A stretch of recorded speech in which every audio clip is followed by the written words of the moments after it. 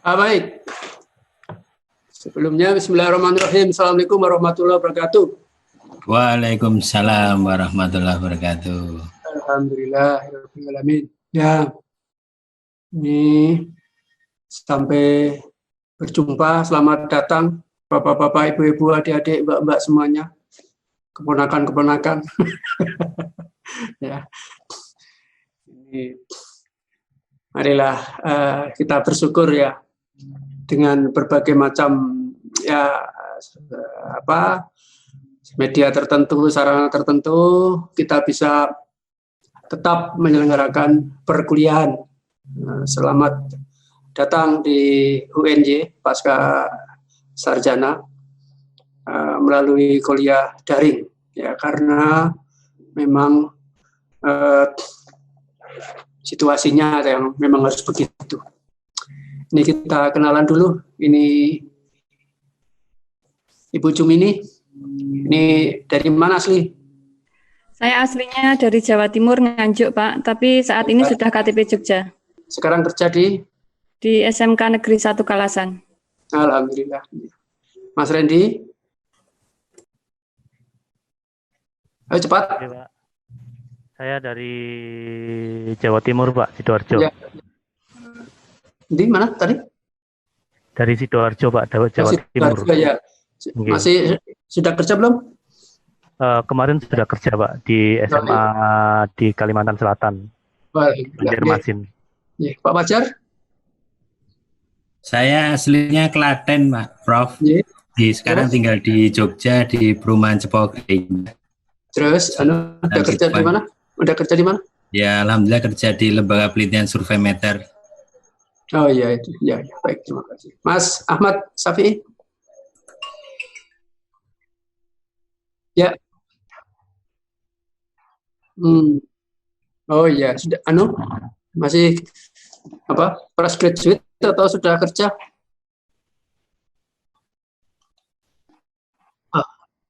Ya, baik.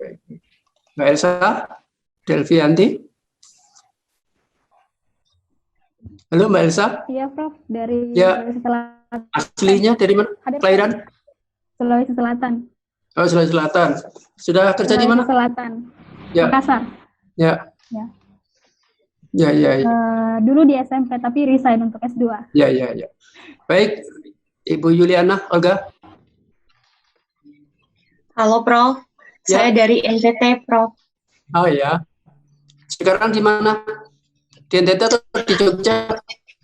Di NTT, Prof. Oh ya, selamat ya. Salam ya dari jauh ya. Terima kasih, Prof. Jauh tapi tetap dekat karena komunikasi. Ya. Baik, Ibu Umu. Makassar, Prof. Di Makassar ya. Baik, Eva Jelia. Ibu. Kalimantan Barat. Kalimantan Barat. Sudah bekerja atau masih kuliah? Saya fresh graduate. Fresh graduate ya. Mas Iqbal, Fasa? Dari mana? Saya dari Pekalongan. Pekalongan ya. Fresh graduate atau sudah kerja? Fresh graduate. Ya. Ibu Ferry Desnita, ini dari UI ya, Bu?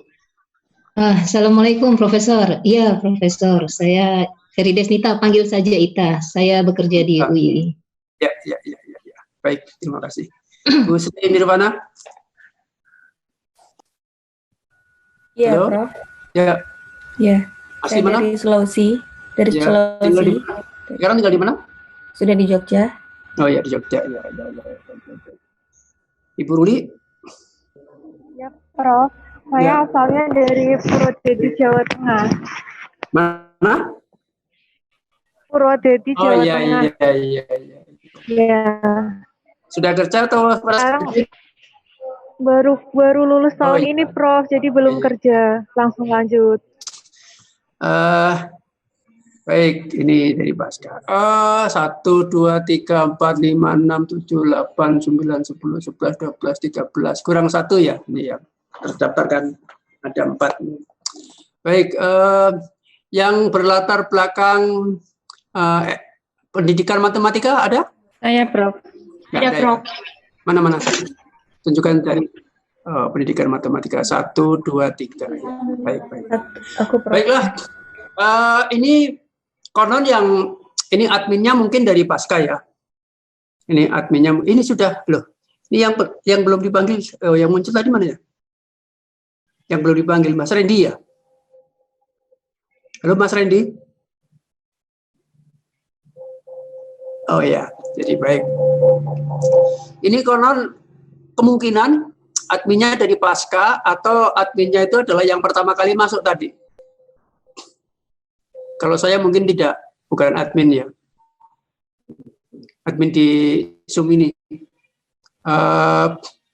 Saya ingin tayangkan apakah bisa, gimana caranya pada admin, apakah saya bisa menayangkan caption saya. Caranya gimana menayangkan caption itu? Tahu nggak? Di share screen, Prof. Di share screen ya. Oke, share screen ya. Baik. Oke, kalau begitu share screen ya. Share screen, share. Oke. Anda melihat gambar? Iya, Prof. Ya, apa? Gambarnya apa? Gambarnya apa? Profesor lagi ngajar nih. Ya. Oh iya. Caption yang saya ambil tadi ya. Iya. Baik. Ini ganti gambarnya. Jelas ya? Jelas, Prof. Jelas, Prof. Oke. Baik. Ya. Oh iya. Bukan. Tapi ini saya tidak membenggung atau ini namanya Muhammad Sigit ya? Oh iya. Betul kan? Oh berarti ya, amin. Ya, sama semuanya kita kadang-kadang cantik-cantik ya. Baik. Jadi begini, saudara. Jadi pertama ingin saya sampaikan ya, memang sebagai guru, kita semua juga sebagai guru, dosen, dan sebagainya itu harus kreatif dan fleksibel menyesuaikan dengan keadaan. Kalau dulu tahun yang lalu mungkin ini sebetulnya saya juga tidak sehariannya tidak seperti itu. Ini hanya satu kali 2 kali saya mengajar dengan metode yang seperti ini. Karena paradigma pembelajaran konstruktivis itu sebetulnya sudah lama. Dan saya termasuk getol untuk memperjuangkan itu. Dan ini saya sangat tradisional dan sangat delivery method, berpusat kepada guru dan sebagainya, betul-betul membuat mahasiswa itu sangat pasif gitu ya. Tapi pada saatnya memang karena ini merupakan resume kan begitu kan, jadi memang seperti itu. Jadi ini satu pembelajaran buat kita semuanya ya, zaman sekarang ternyata memang kita harus menyesuaikan ya, harus menyesuaikan dengan keadaan. Sekarang untuk perkuliahan kita dulu. Untuk perkuliahan kita, jadi saya terus terang menggunakan Bismart itu sangat rumit ya. Karena ketika kalau menggunakan Bismart di situ, saya tidak bisa kemana-mana. Gitu. Harus di situ terus, sehingga pengembangannya itu terhambat. Tapi dari sana sudah dikembangkan ya. Nanti saya berusaha untuk memperbaikinya terus. Sudah ada di sana sebetulnya. Kalau Anda lihat Bismart dicari sudah ada beberapa itu. Caption-captionnya gitu. Hanya pemanfaatannya memang energinya luar biasa. Jadi di situ tidak efektif. Nah, sementara saya menggunakan basisnya sementara adalah pakai WA dulu aja lah. Ya. Basisnya pakai WA seperti yang sudah kita jalani dalam waktu beberapa hari ini. Ya. Semua informasi lewat WA dan semua tugas nanti kepada Japri saya. Jadi Ibu dan Bapak semua yang saya hormati, jadi di dalam kuliah ini mementingkan kejujuran, gitu, kedisiplinan. Ya, tidak ada gunanya kalau kita tidak jujur. Ya, semuanya akan runtuh, gitu loh. Asumsinya seperti itu. Sehingga karya itu kalau bisa orisinil. Nah, sebagai salah satu contoh, saya itu berusaha supaya karya itu orisinil itu setiap saya bikin makalah itu selalu mulai dari nol dan sendiri dan terus meluncur dari pikiran. Nah, yang lain-lain karya saya terdahulu dan sebagainya saya gunakan untuk referensi. Ya, sejauh yang bisa diambil, dikutip dan lain sebagainya sesuai dengan aturan pengutipan. Gitu. Sehingga saya seminggu yang lalu baru bikin 2 makalah untuk webinar, juga semuanya saya awali dari nol. Jadi saya menghindari bahkan untuk karya saya sendiri untuk copy paste gitu loh. Oleh karena itu saya memfasilitasi supaya karya Anda juga original, maka jangan di-share di WA, tetapi Japri langsung kirim ke Japri saya. Sehingga akhirnya nanti pada bagian akhir semester nanti saya akan mengumpulkan semua tugas itu secara terakumulasi.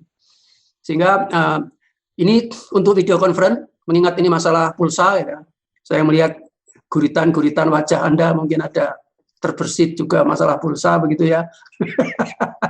Barangkali. Kalau tidak ya syukur. Nah ini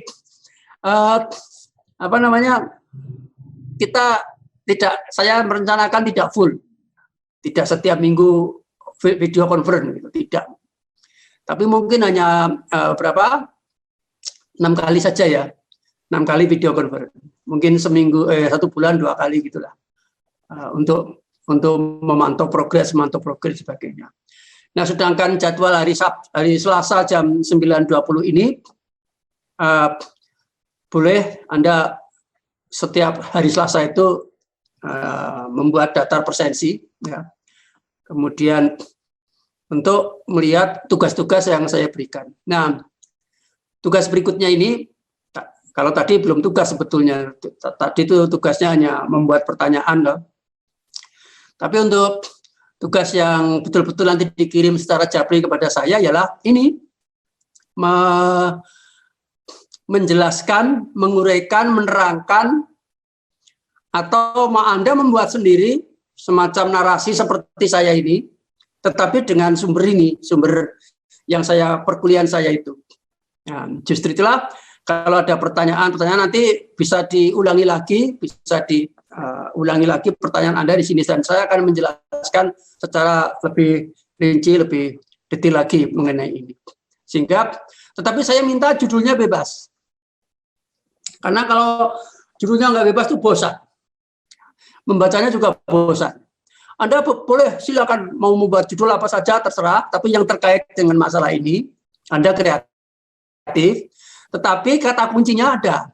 Kata kuncinya ialah 1, ini tugas dari Pak Marsikit, itu mesti disebut ya. Tugas dari Pak Marsikit, kemudian dicantumkan link blognya, link YouTube-nya dari videonya, ya, link YouTube dari videonya.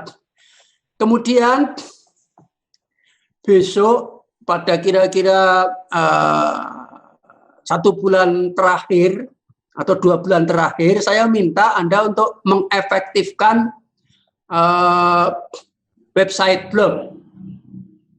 Sekarang boleh nyicil juga boleh, tapi besok juga nggak apa-apa. Tapi kalau bisa jangan ditayangkan dulu supaya jangan mengganggu teman yang lain. Tergoda untuk kemudian originalitasnya jadi berkurang. Nah, pada saatnya nanti judul blog Anda itu, judul tugas Anda itu kalau ditayangkan di blog Anda, kalau saya search misalnya Marsikit Filsafat, itu bisa muncul nama Anda dan tugas Anda, gitu loh. Jadi kita membangun jaringan networking keilmuan. Tidak hanya Pak Marsikit saja, dari Pak Marsikit yang dilengkapi dengan warna-warni pendapat dari mahasiswa, ya. Kemudian kemampuan dari mahasiswa untuk masing-masing membangun dunianya filsafat sendiri. Jadi filsafat bukan pengetahuan saya, bukan pikiran saya, bukan otoritas saya, tapi adalah diri Anda masing-masing. Sehingga filsafat itu adalah diri kita masing-masing. Oleh karena itu, maka Anda merdeka untuk mengekspresikan. Ya, Anda merdeka. Ini Mas Ahmad Safi kok senyum-senyum ini? Apakah ada menyambi dengan video conference yang lain atau video call yang lain? Ya, saya jadi jangan-jangan ini ada sesuatu yang tak terkontrol. Ya, saya senyum-senyum sendiri ya, dari sini kelihatan. Ya. Awas saya, ini video conference ini disiarkan di seluruh dunia ya Mas ya. Hati-hati ya. Jadi banyak peristiwa ya, yang sangat memalukan atau sangat kecewa dan sebagainya itu karena lupa mematikan dan sebagainya itu. Lupa bahwa ini terkontrol oleh kamera. Gitu. Karena itu waspada ya, hati-hati untuk kepentingan diri kita masing-masing, jangan sampai dibuat malu dan lain sebagainya. Tahu-tahu tertawa sendiri ya, dan sebagainya nanti. Baik, itu mengenai tugas. Nah, karena ini karena untuk hari Selasa besok misalnya kita tidak ada pikon tapi hanya penugasan saja, maka ini tugas menjadi metode. Ya. Ini kuliah ini menggunakan metode pemberian tugas, gitu loh. Anda tahu saja, ya. Anda hanya harap mengerti sebagai kompensasi. Kita tidak ketemu tatap muka, kita tidak video conference. Kenapa tidak video conference? Loh, kalau saya sih maunya setiap minggu video conference nggak ada masalah. Cuma saya mengingat, gitu, bahwa ini kan masalah pulsa, masalah jaringan dan lain sebagainya. Kemampuan mahasiswa kuliahnya tidak hanya saya saja, tapi yang lain juga dan sebagainya. Oleh karena itu saya mengambil kebijakan, oke lah, 6 kali saja sudah cukup. Gitu. Ya, kalau S1 malah cuma 4 kali kalau nggak salah. Kalau ada ya 6 kali lah. Ya. Tapi kompensasinya adalah Anda membuat tugas. Ya. Anda membuat tugas. Nah, Anda membuat tugas, kemudian bisa tugasnya per minggu atau bisa tugasnya per 2 minggu, ya bisa beriringan begitu. Jadi nggak saklek ya, tugas ini sekian, bukan seperti itu. Tugasnya bisa beriringan. Nah, minggu depan ini saya beri waktu 1 minggu Anda untuk membuat tugas ini. Ya, nanti namanya mungkin tugas pertama atau tugas berapa ya. Nanti akan saya tulis di WA. Ya.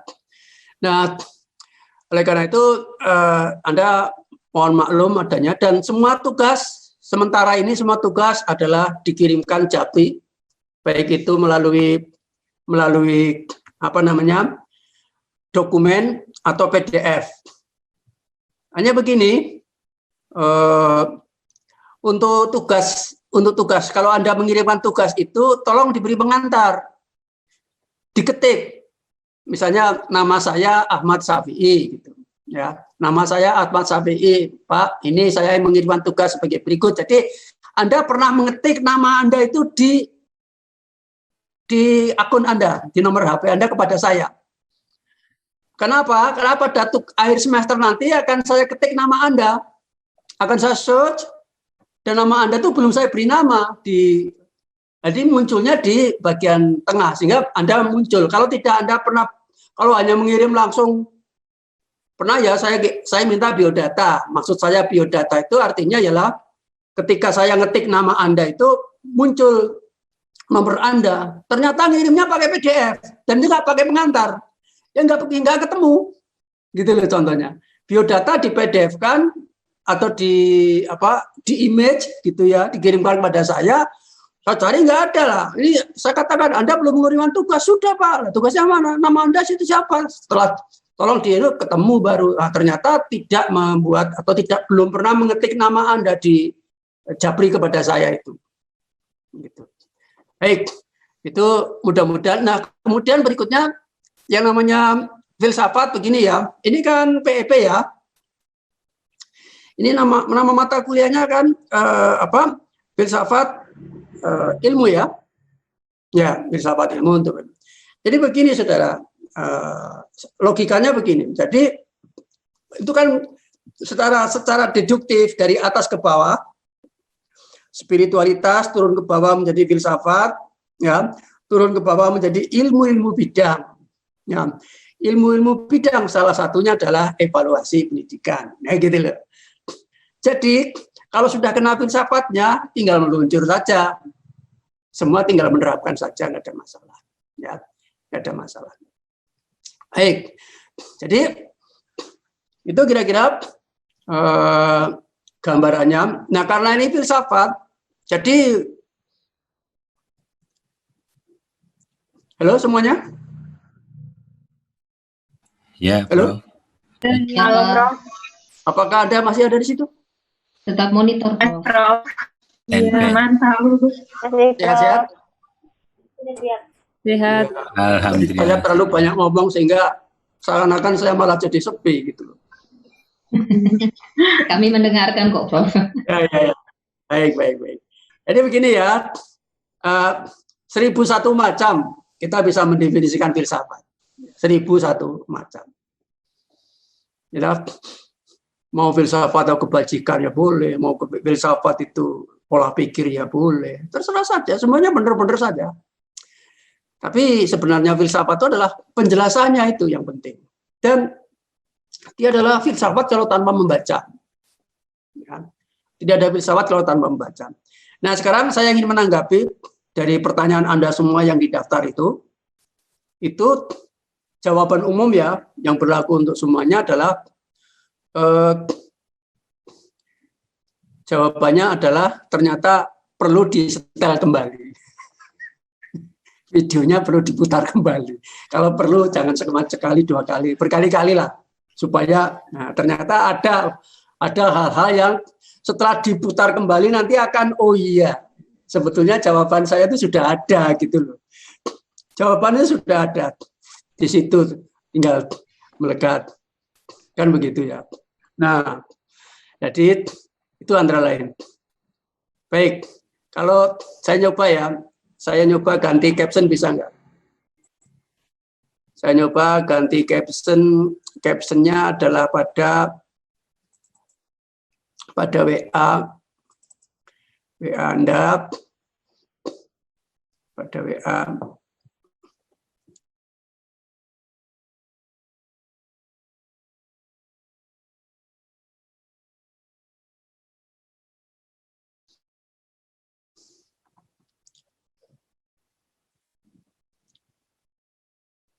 Kenapa? Oke. Apakah tampil di depan Anda? Belum, Bro. Oh, segitu lagi ya? Belum. Oh ya. New share. New share. Bentar. Saya tuh di mana nih? Yang anunya saya malah ya, Pak. Kecil anunya. Sebentar. Mau melebarkan lagi di mana Pak layarnya nih?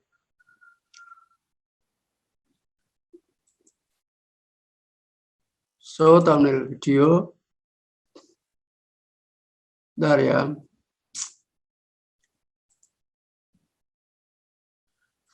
Minggir. Yang mana ya, Star? Itu mau munculkan, oke. Profesor and share dulu, Profesor. Ini dulu, Pak. Bukan itu yang saya cari, yang ini gambarnya itu belum, menunya itu nggak kelihatan.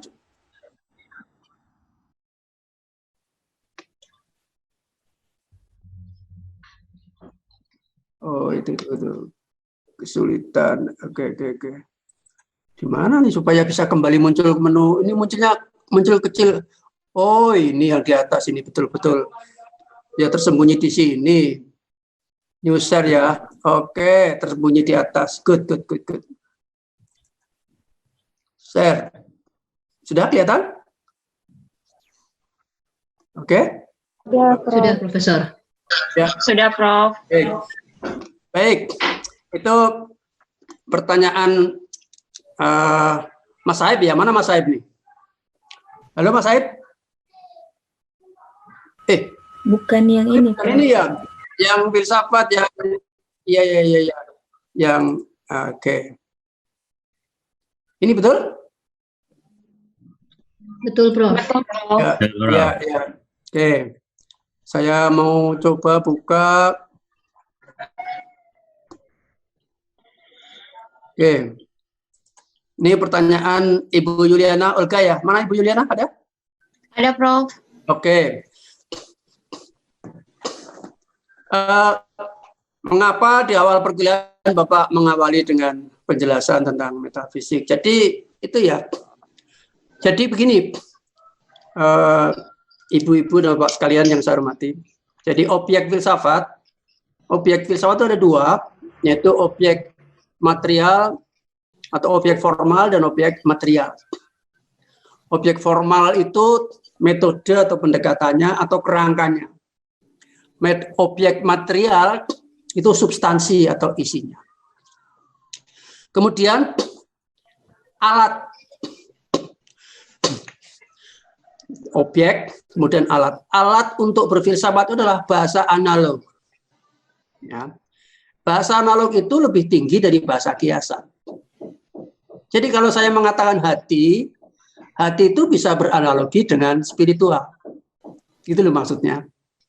Ya. Jadi ketika saya berpikir ketika saya ngomong spiritual itu sudah berarti ketuhanan. Gitu loh. Itu maksudnya. Jadi itulah namanya bahasa analog. Jadi sulitnya orang belajar filsafat itu karena memang bahasanya adalah bahasa analog. Nah, metafisik kalau dari sisi harfiah, meta itu setelah fisik itu ya fisik, setelah yang fisik. Setelah yang fisik itu apa? Nah, setelahnya itu apa? Ada yang fisik lagi, ada yang dan seterusnya. Jadi metafisik itu juga 1001 definisi. Kalau lihat dari sejarah munculnya metafisik itu kan dari Aristoteles dulu, ya, yang menyusun buku-bukunya, kemudian buku fisik, kemudian jadi ke non fisik atau berikutnya metafisik kan begitu. Sehingga yang saya ungkapkan, yang saya terangkan itu adalah bahasa-bahasa analog. Karena bahasa analog memang perlu diputar berkali-kali kan begitu. Kemudian apa hubungannya metafisik dan filsafat? Nah, filsafat ada 3 pilar, yaitu ontologi, epistemologi, dan aksiologi. Ya. Ontologi itu ilmu tentang hakikat. Nah, metafisik itu ilmu tentang hakikat. Jadi metafisik itu sebetulnya nama lain atau bentuknya, di mana substansinya ontologi tapi bentuknya adalah metafisik. Ya, bentuknya metafisik. Jadi masuknya ke dalam ranah ontologi. Nah, ada pertanyaan yang di bawah atau di tempat yang lain mengatakan masih ada kerancuan antara benar dan baik. Ya. Kalau benar itu di pikiran, baik di dalam hati. Nah, maka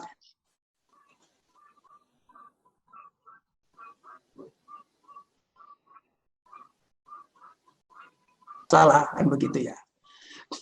Nah gitu. Jadi untuk metodenya, metode berfilsafat, jadi itu objeknya tadi formal material, kemudian alatnya adalah bahasa analog, ya. Kemudian metodenya adalah ada 2, yaitu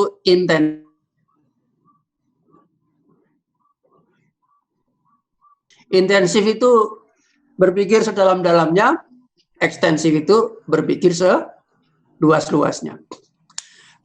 Cuma di sini yang ingin saya sampaikan sebelumnya adalah adab atau tata cara berfilsafat.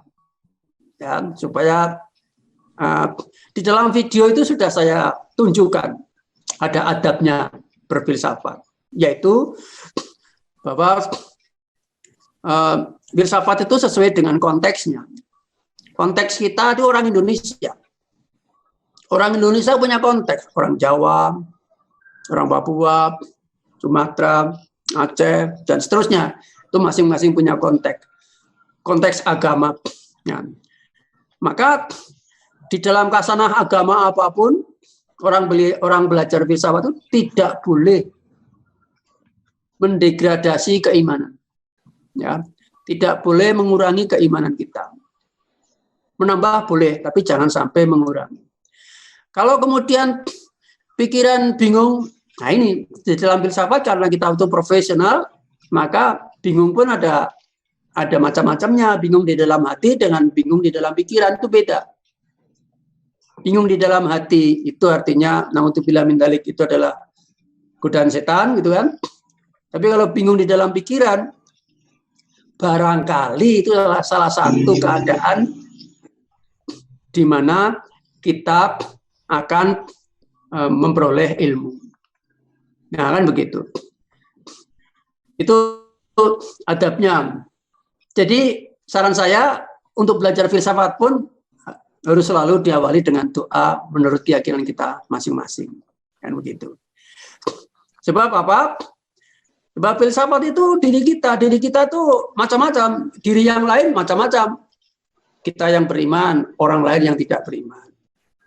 Kita yang punya Tuhan, orang lain yang tidak punya Tuhan. Macam-macam. Kan begitu kan? Kita yang berketuhanan, orang lain yang percaya kepada kebenaran materi. Jadi bahayanya orang berfilsafat begini, ibu-ibu, mbak-mbak, saya sampaikan, filsafat itu pusat atau isme. Isme itu pusat, the central. Jadi jangan dikira loh. Misalnya ada aliran humanisme. Humanisme itu artinya apa? Humanisme itu artinya pusatnya manusia. Karena pusatnya manusia, maka mengandung pengertian meminggirkan konsep ketuhanan. Nah, itulah maksudnya, bahayanya orang berfilsafat. Maka adabnya orang berfilsafat itu tidak boleh parsial. Tidak boleh sepotong-potong, jangan salah tempat, dan jangan salah ruang atau waktu. Gitu. Jadi harus komprehensif. Jadi kita jangan royal, jangan obral kata-kata atau ide-ide untuk membuat orang lain atau membuat sensasi dan sebagainya dengan filsafat. Itu berbahaya. Itu berbahaya. Makanya kalau berfilsafat itu sekalian saja secara menyeluruh, komprehensif. Nah, sehingga setiap persoalan atau setiap pengertian itu terjelaskan oleh kedudukannya. Satu dengan yang lainnya. Ya, jadi kemarin misalnya saya bicara macam-macam nggak ada masalah karena komprehensif. Ada materialisme, atau ada empirisisme, tapi juga di situ ada spiritualisme. Ini komprehensif, itu loh. Jadi itu adabnya orang berfilsafat itu seperti itu. Jangan. Jadi saya minta jangan mentang-mentang baru belajar menemukan suatu penggalan frasa filsafat yang dianggap menarik, ingin bikin sensasi, kemudian di-share dan sebagainya, bikin kejutan dan sebagainya, supaya orang lain mungkin tertarik atau mungkin heboh dan sebagainya, janganlah. Saya sarankan jangan. Karena banyak term-term yang memang itu ranahnya ranah filsafat. Seperti misalnya kemarin misalnya koherentisme gitu ya. Koherentisme itu konsistensi logika. Konsistensi logika. Nah, ini jadi kalau sudah isem pusatnya di situ. Makanya secara komprehensif harus dicari kedudukan dan hubungan antara isem satu dan isem yang lain seperti apalah. Kuliah saya kemarin kan seperti itu. Bapak Ibu, sebagai pemicu dialog, saya memberi kesempatan kepada Bapak Ibu semuanya untuk mengajukan pertanyaan secara langsung atau secara oral di sini, supaya suasananya hidup, jangan saya merasa kesepian sendiri. Gitu. Silakan. Saya beri kesempatan. Boleh membaca dari yang sudah ditanyakan atau ada pertanyaan baru, boleh. Silakan.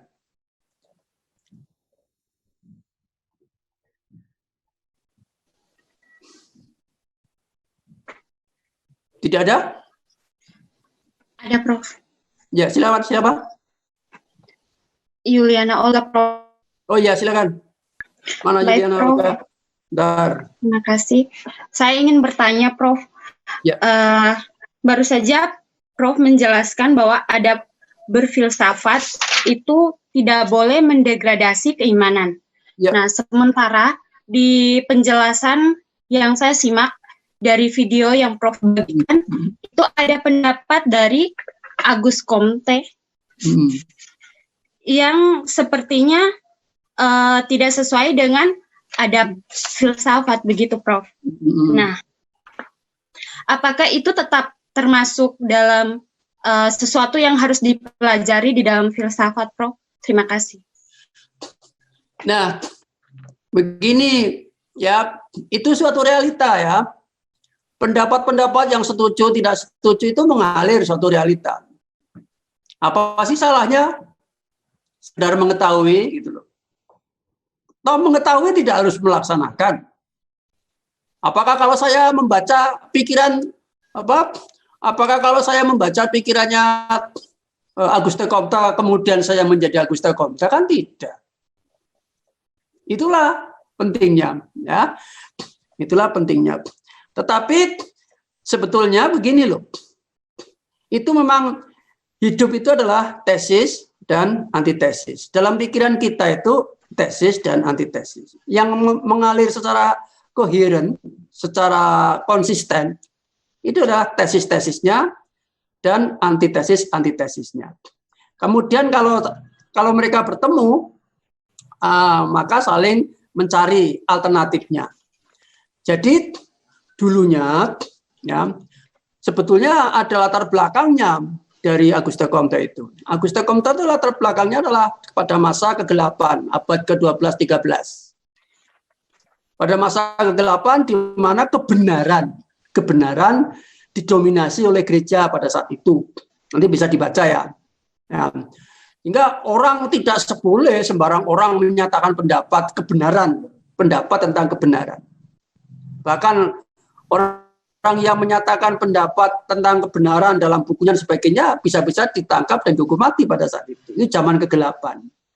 Itu ketika strukturnya tentu dari bawah ke atas ditaruh spiritual tapi ekstrim di situ. Nah, kemudian ada antitesisnya kemudian dibuat oleh seorang Auguste Comte dengan membalik fakta. Dia berani karena sudah memasuki fase modern setelah ada pendobrak antara René Descartes dengan David Hume. Dia berani membuat semacam itu sehingga sampai-sampai agama ditaruh di bawah. Tetapi dia itu kenapa ada yang bertanya kenapa sampai berpendapat begitu? Ya itu latar belakangnya dari Auguste Comte sendiri. Dan dia juga mungkin melihat fenomena sebagainya. Ibaratnya kalau orang ngomong itu saya itu mau serius loh. Saya itu mau serius bekerja gitu loh. Ini mau kerja dulu. Nah, ternyata kemarin ada paradoks seperti itu yang sudah saya tanyakan di situ. Gimana kamu pernah nggak terganggu? Wah, ternyata kita secara real, secara praktik sehari-hari bisa lebih daripada Auguste Comte yang sudah saya. Makanya nanti diputar kembali. Nah, sampai sekarang telah perkembangannya begitu. Nah, itulah. Jadi kita karena profesional, apa yang kita baca belum tentu apa yang kita jalankan. Lah, kalau yang kita baca kemudian kita jalankan, nah apa bedanya level anak-anak sama dewasa sama orang tua? Kalau level anak-anak, apa yang dia baca, apa yang dia ucapkan, yang dia kerjakan. Itulah bedanya. Tapi karena berfilsafat, berpikir refleksif, maka yang setuju, tidak setuju pun termasuk yang dibaca. Bahkan tidak setuju filsafat, itu sebetulnya dia sedang berfilsafat. Gitu loh. Seperti itu. Ya, baik, berikutnya silakan. Ya, siapa namanya? Ahmad Syafi'i, silakan.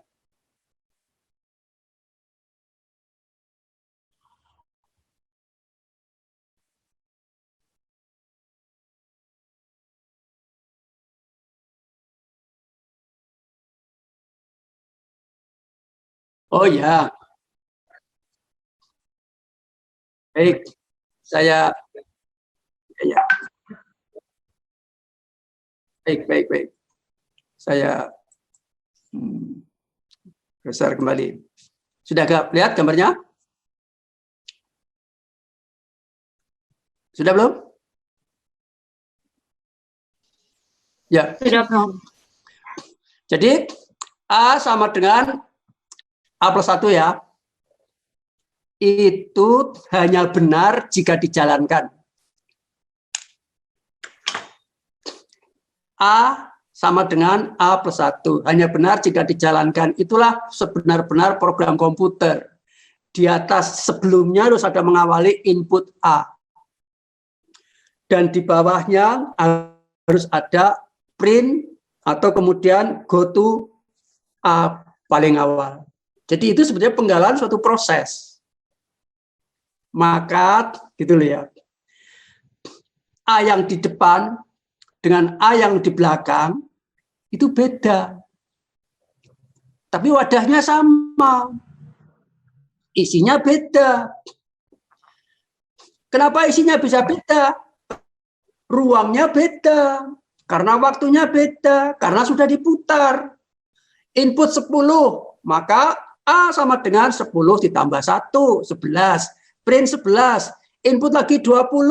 A sama dengan 20 tambah 1, print 21, dan seterusnya. Maka program komputer itu adalah termasuk ilmu, karena dia adalah membangun, menyatukan bumi dan langitnya. Buminya adalah A sama dengan A, hanya di langit, hanya di pikiran. Kan begitu.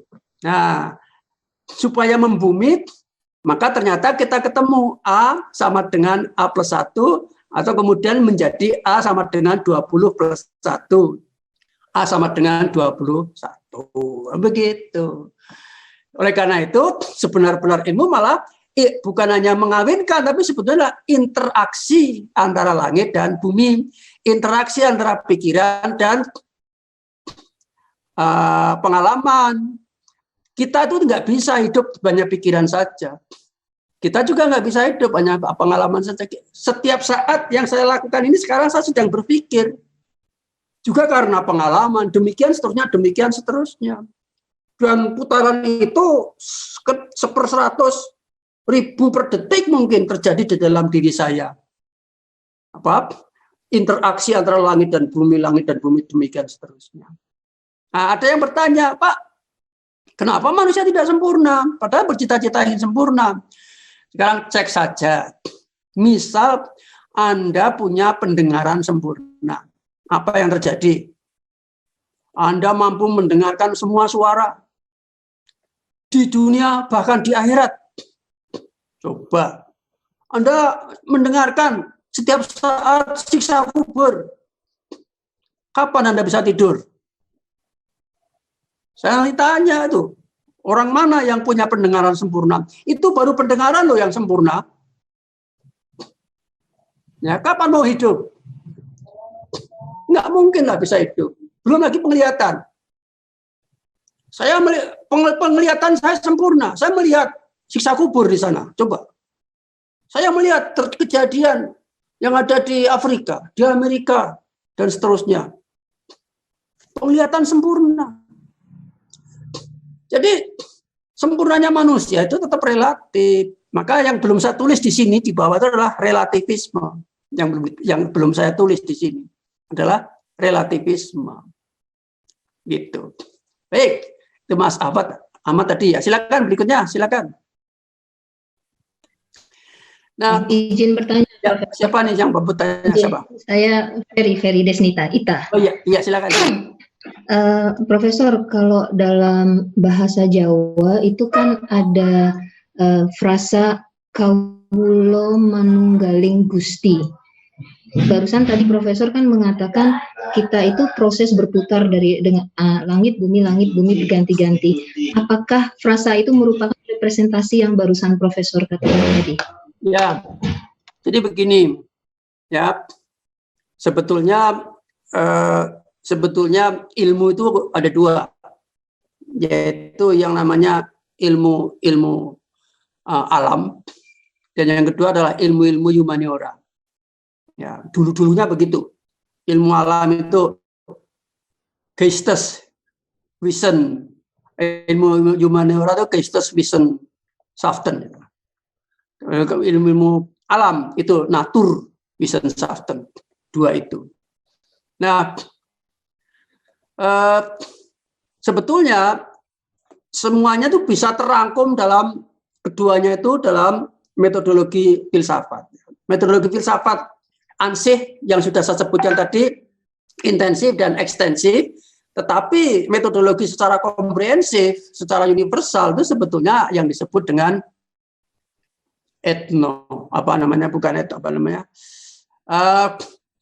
yang disebut dengan, saya gunakan istilah terjemah and menerjemahkan atau hermeneutika. Sebetulnya seperti itu. Jadi ini sebetulnya yang dikatakan tadi, interaksi itu per sekian peratus, seper 100 per detik atau 100 kali per detik itu terjemah dan menerjemahkan antara bumi dan langit.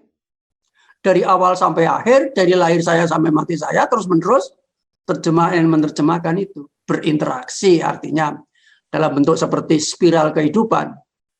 Seperti bumi mengelilingi matahari, kan begitu kan? Dan dia tidak akan pernah menempati tempat yang sama. Karena bumi dan matahari bersama-sama juga berputar. Sama seperti kita. Nah, artinya kalau dikatakan yang di atas ini adalah wadahnya, yang di bawah ini adalah isinya. Kan begitu. Jadi konsep yang paling kecil dalam pikiran kita punya struktur yang paling sederhana dan nggak bisa dipecah lagi. Strukturnya ialah wadah dan isi atau bentuk dan substansi.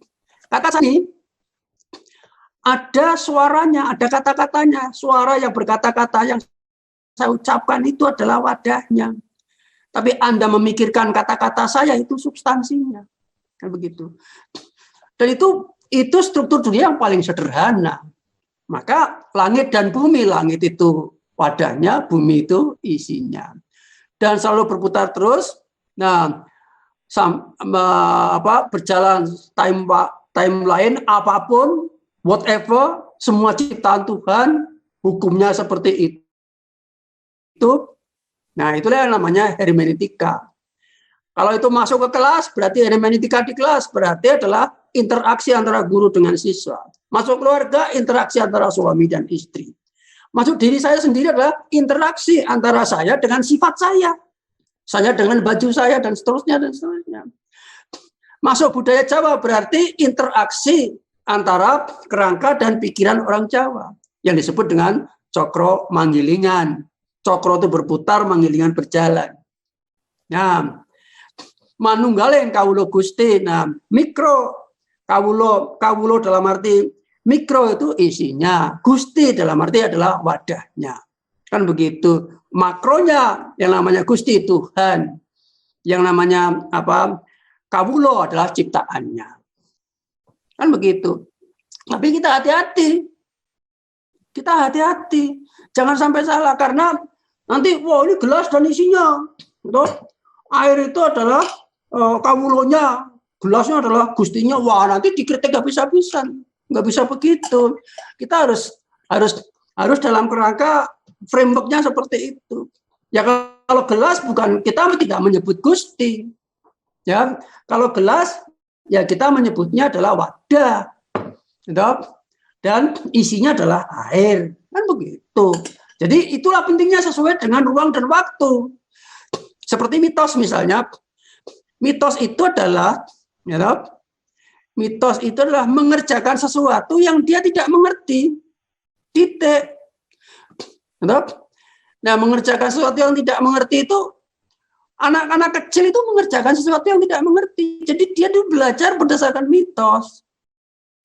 Begitu loh. Tetapi kalau sudah naik ke atas, spiritualitas, banyak perkara yang kita beribadah kita nggak ngerti, tapi kita jalankan saja. Karena apa? Karena kita tuh yakin. Dan saya sudah warning dan melarang, jangan sampai untuk spiritualitas gunakan kata-kata mitos. Berbahaya.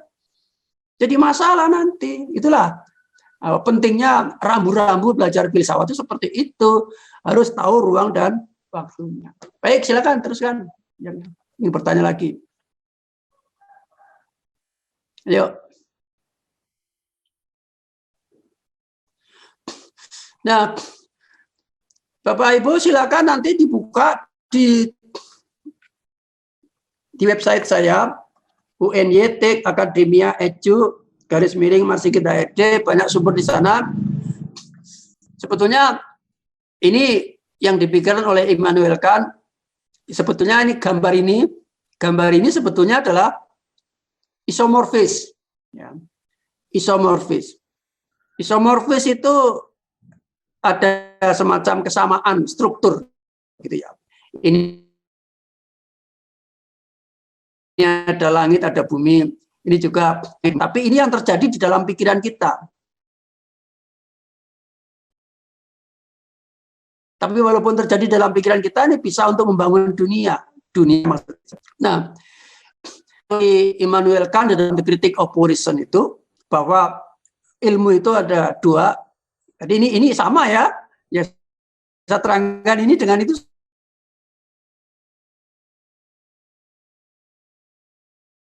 sama. Gambar ini gambar awal, siklus akhir. Bisa ini sudah menjadi jawaban semua dalam perkuliahan filsafat ini sudah di sini semua. Anda tinggal melengkapinya, mencari referensinya, apa yang disebut dengan relativisme dan sebagainya, materialisme. Nah, materialisme itu apa sih sebetulnya? Tadi saya katakan filsafat itu pusat. Kalau materialisme itu artinya adalah berpusat pada materi. Berpusat pada materi itu artinya orang itu memang yakin kebenaran itu ada di dalam materi. Kan begitu. Nah, karena pusatnya materi, maka yang lain terpinggirkan. Manusia saja terpinggirkan. Kan? Manusia terpinggirkan. Tuhan juga dipinggirkan. Itu bahayanya seperti itu. Isme seperti itu. Makanya kalau ada positivisme, itu juga berbahaya. Karena apa? Ini menjadi pusat. Karena menjadi pusat, maka yang lain terpinggirkan. Tetapi ketika dulu ada kesempatan di mana spiritualisme itu menjadi pusat,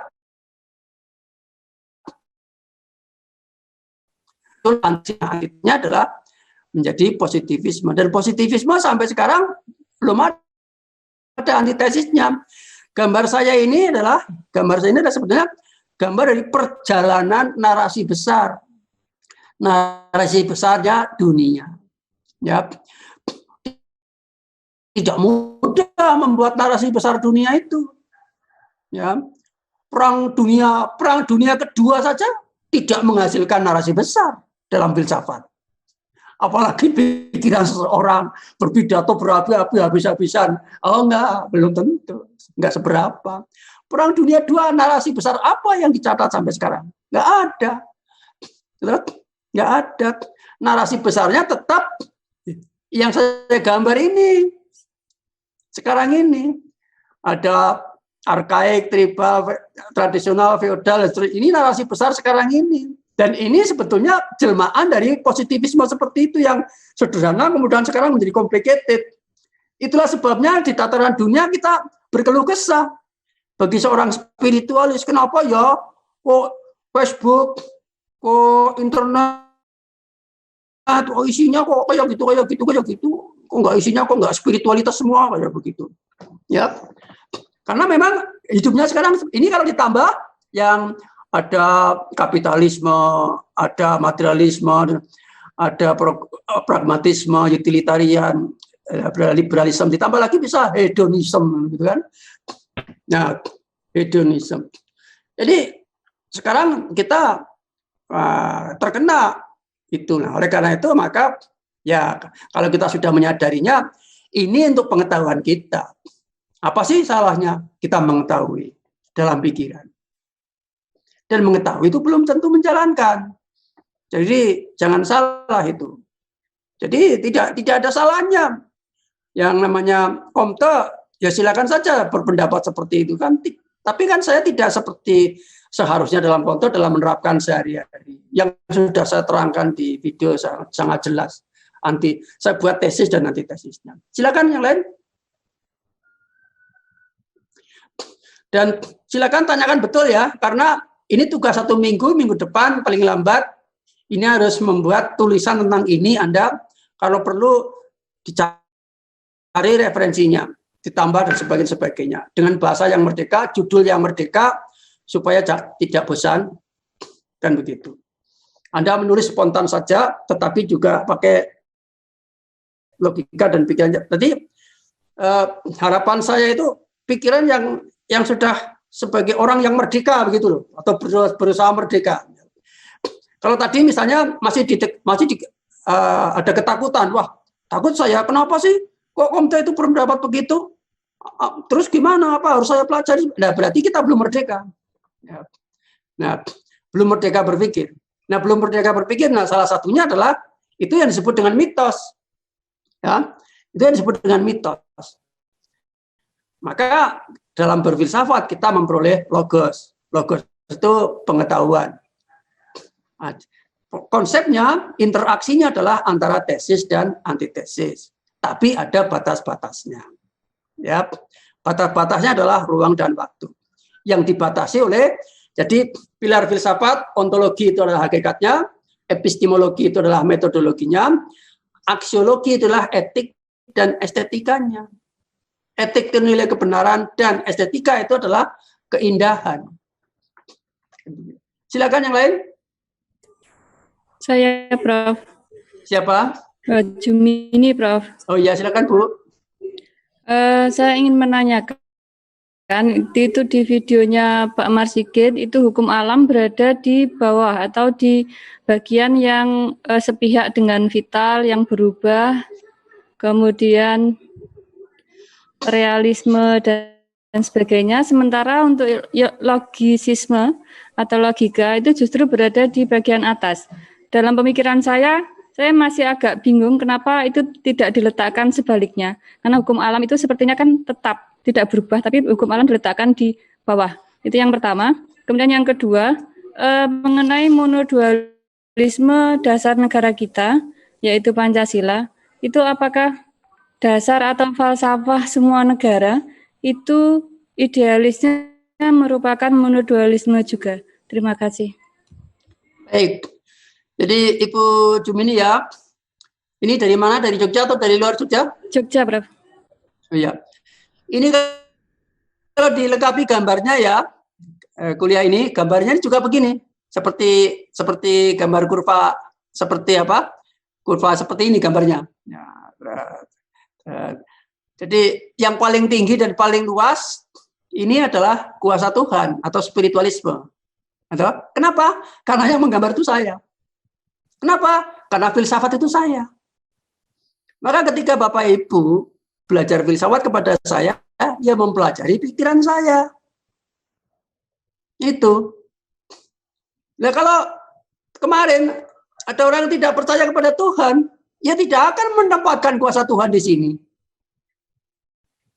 Yang dia tempatkan tentu yang pikiran yang ada paling atas. Gitu?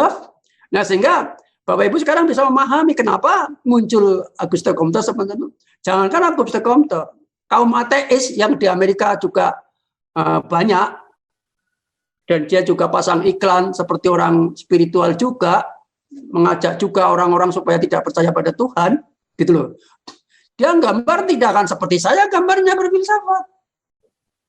Kan begitu. Nah, jadi jangan berpikir bahwa negara-negara itu seperti ini.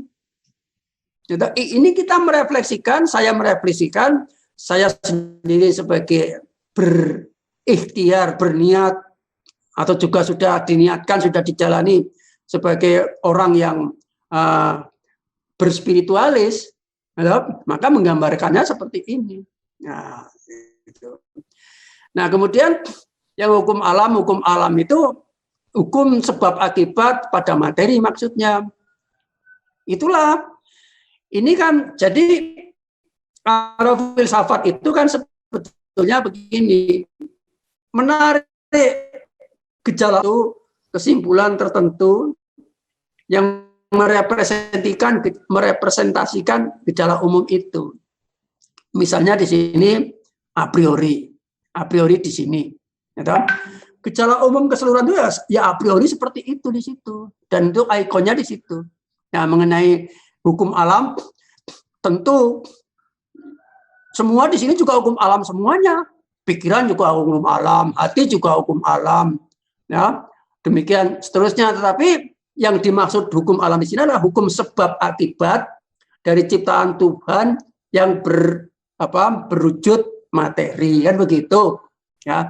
Makanya ini sifat daripada empirisisme. Ya.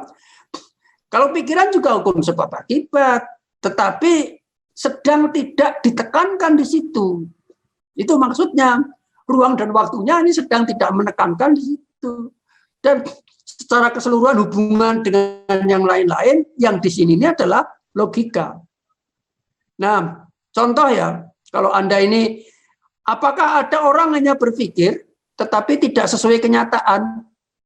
Atau, ini misalnya, orang berpikir saja, tetapi nggak punya kenyataan, misalnya orang gila, atau orang pikun, ya, atau orang pikun, orang yang sudah tua, pikun sekali. Nah, dia ngomongnya logis,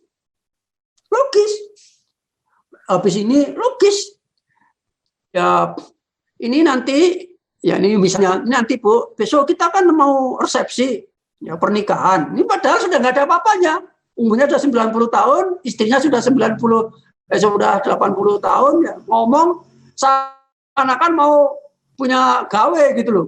Ini besok Bu, undangannya harus dibagi. Ini sekian orang, semuanya logis saja, tapi nggak sesuai dengan kenyataan.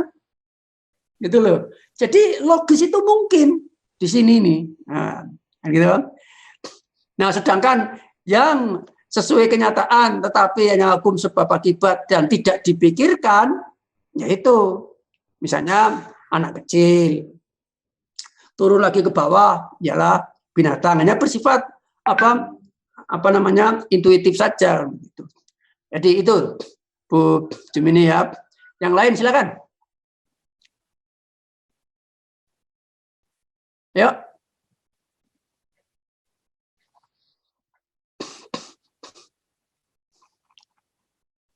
Jadi ini semuanya kalau saya gambar seperti itu ya. Jadi oleh karena itu ini saya memandang bahwa saya dengan Anda itu konformisme atau isomorfis. Bukti bahwa saya dengan pikiran Anda itu isomorfis. Saya ingin bertanya, di pikiran Anda masing-masing ada nggak sesuatu yang sama dengan saya? Misalnya, ibu kota Indonesia mana? Pak Yuliana? Nah, sama. Ibu Yuliana juga menjawab Jakarta, sama dengan pikiran saya. Ternyata semua pikiran kita ada di situ, ibu kota Indonesia Jakarta. Itu baru satu titik loh.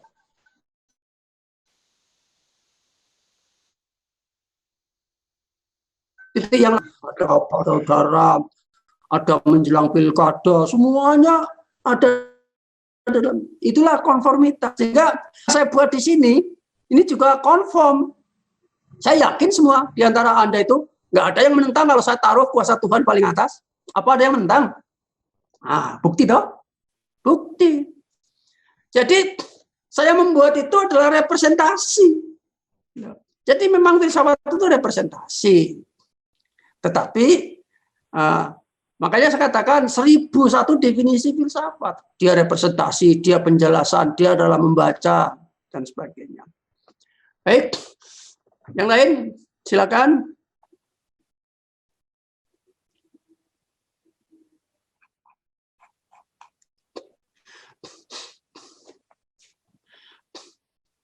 Kalau tidak ada ya, saya lanjutkan lagi sesampai apa yang bisa saya pikirkan di sini. Jadi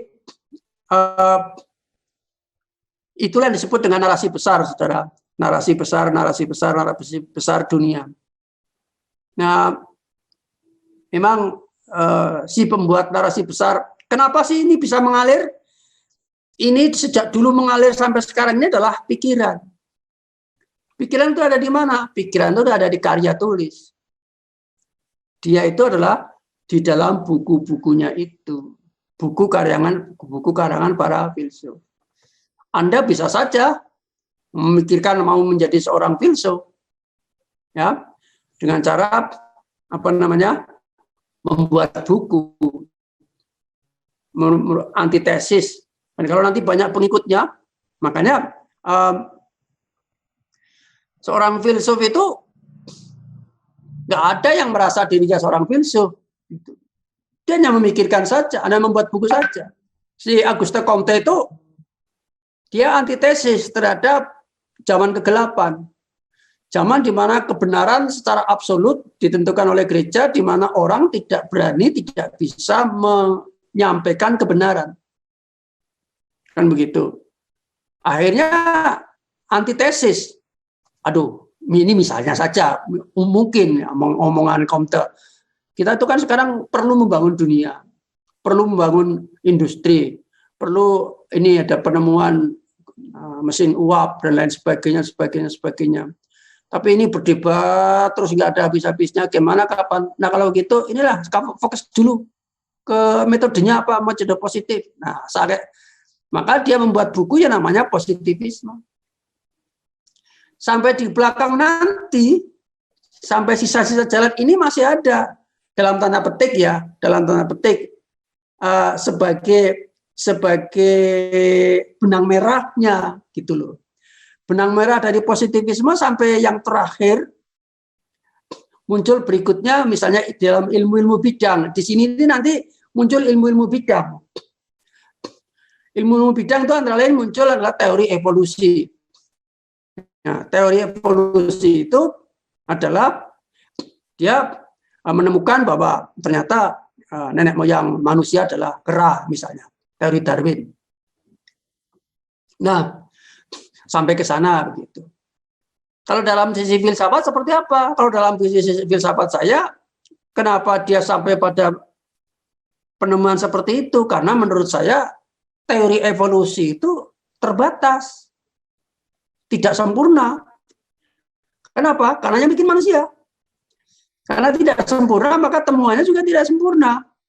Maka tidak ada jaminan bahwa itu betul. Kan begitu. Nah, supaya jangan sampai mengganggu keimanan saya, ya tetap berpedoman pada keimanan.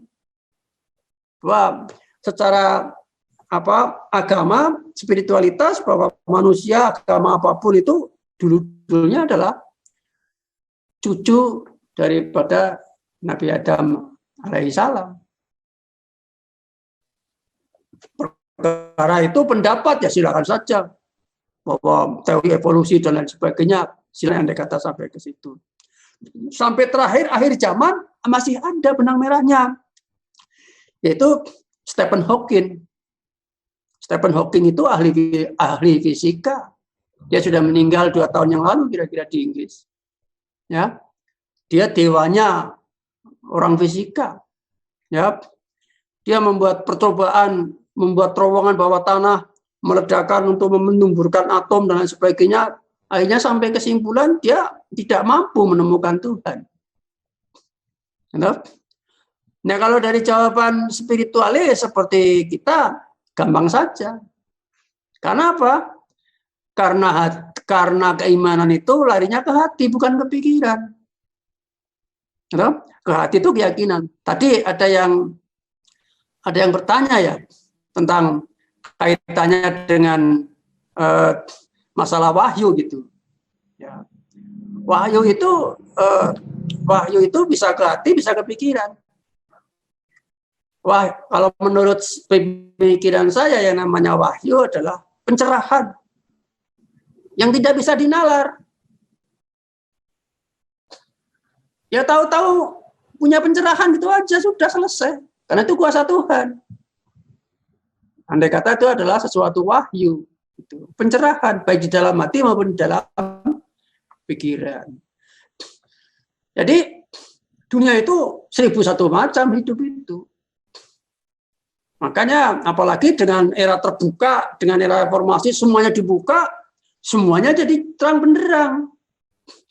Yang jelek pun kelihatan, yang tidak baik pun kelihatan, salah pun kelihatan, yang tidak beradab pun kelihatan. Jangankan Auguste Comte.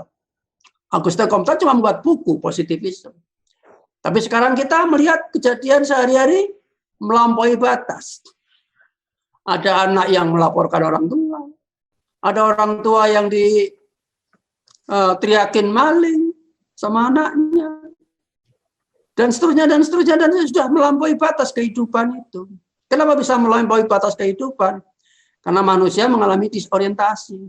Kenapa manusia mengalami disorientasi? Karena kebutuhan, karena keadaan lingkungan.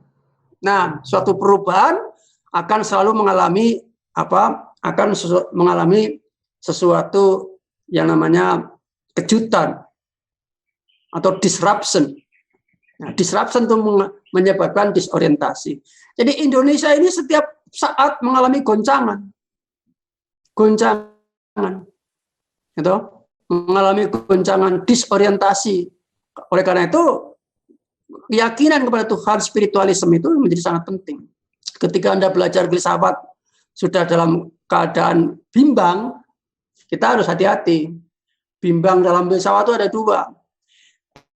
Bimbang pikiran itu bagus, karena itu awal dari ilmu. Tapi jangan sampai bimbang di dalam hati. Kalau sudah mulai bimbang di dalam hati, langsung mohon ampun dan pertolongan Tuhan. Dan hentikan belajar membaca filsafat. Silakan teruskan dengan doa dan ibadah, kan begitu. Baik, lagi silakan. Jadi ini saya beri waktu 1 minggu untuk membuat tulisan merdeka yang bebas tentang ini, dilengkapi dengan referensi, kemudian tulis sehingga enak dibaca, dengan kapasitas Anda saya yakin karena Anda sudah tingkatnya S2, sehingga mampu membuat tulisan-tulisan yang menyegarkan, tetapi tetap dalam koridor. Kalau itu Anda ragu-ragu, statement Anda menjadi masalah, gunakan referensi, kan gitu. Gunakan referensi, ya supaya aman. Misalnya pendapat ini begini. Seperti saya menggunakan referensi ini, Comte, atau tidak cukup referensi dalam perkuliahan. Justru saya itu berkali-kali didahului dengan berdoa istighfar untuk menggambarkan apa?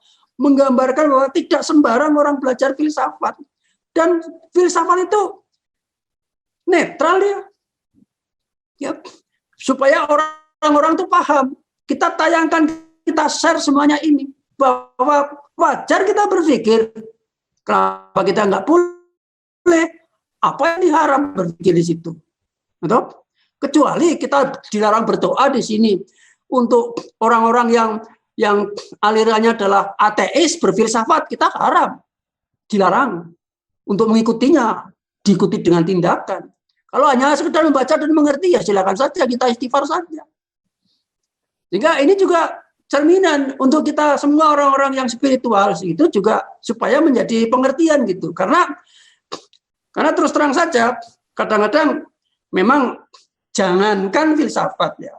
Kalau di kampung itu, pengajian itu, macam-macam itu. Ada pengajian yang kiai umum, ada yang pengajian kiai khusus gitu loh. Kalau pengajian rutin biasanya kiainya khusus. Kalau pengajian insidental biasanya kiai umum. Kalau kiai umum itu biasanya ngundang dari jauh. Ya. Kalau kiai khusus itu biasanya rutin. Nah, untuk mencegah pertentangan pendapat di dalam masyarakat pun, kiai khusus itu biasanya menggunakan yang namanya kitab kuning gitu loh. Ya kalau sudah ada kitab kuning, sudah nggak ada yang bisa membantah. Mau sudah ada di situ, semua bisa membaca. Nah, itu pengajian spiritualitas. Apalagi filsafat. Makanya filsafat ini juga supaya aman, Anda harus menggunakan referensi. Apalagi nanti kalau sudah ditayangkan, di-share dan sebagainya, dan karya-karya Anda yang ketika sudah saya kasih tanda atau kode, ditayangkan di blog Anda. Tapi nanti bagian akhir. Kita untuk menjaga satu dengan yang lain supaya jangan tergoda untuk sekedar copy paste gitulah. Ya, langsung ke Japri saya. Supaya originalisasi itu terjamin. Ya. Pak Minto ada pertanyaan?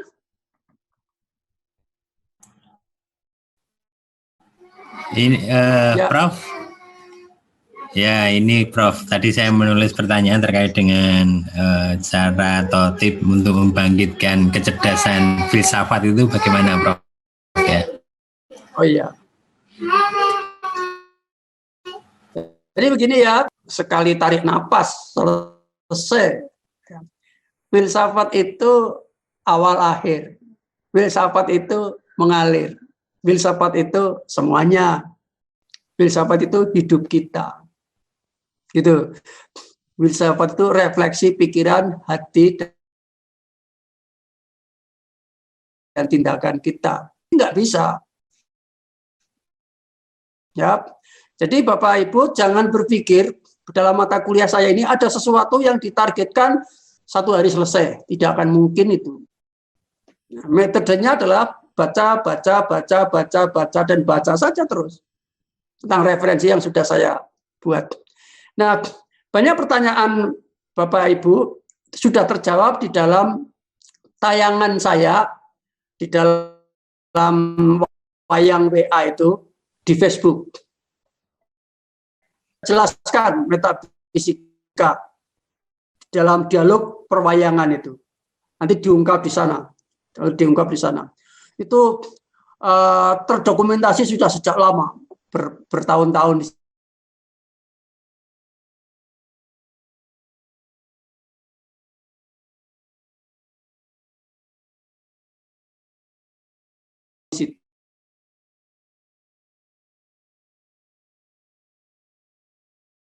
Sampai enggak itu gratisan. Jadi itu Pak. Jadi kecerdasan, kalau Bapak, kecerdasan filsafat itu adalah cerdas adalah sesuai ruang dan waktunya, ya. Sesuai ruang dan ketika kita masuk